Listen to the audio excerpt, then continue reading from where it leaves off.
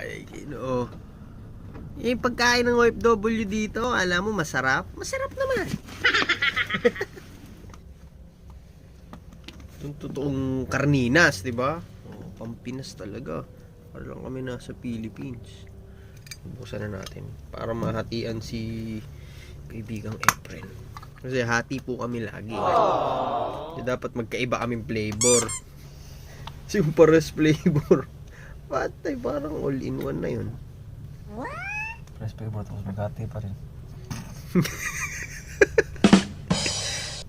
So ayun po, kasi tipid-tipid din po naman kami. Kaya ganoon.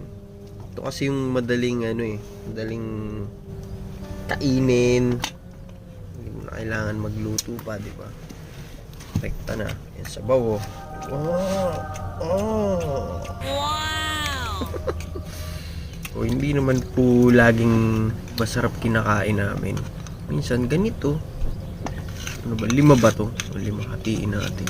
Sabihin na naman ni Pai Efren, madami to, Pai. Ito, ayan o, kay Pai Efren, o.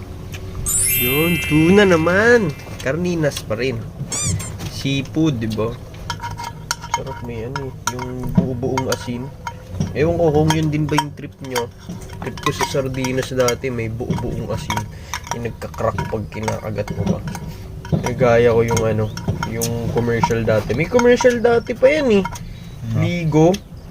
Parang si Judy Ann Santos pa nga ata yun. Ligo naman yun. Hindi yung ginagaya ko dati na sobrang init ng kanin, umuusok, kasi ilalagay mo yung sardinas mo.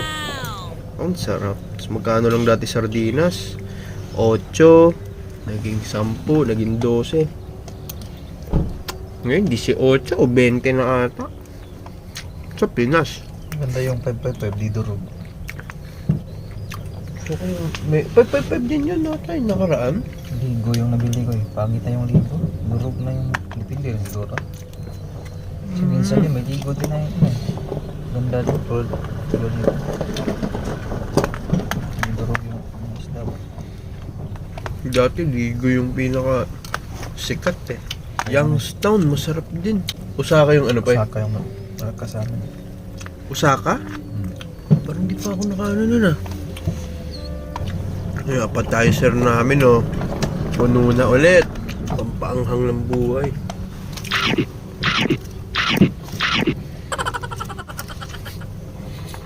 May nga.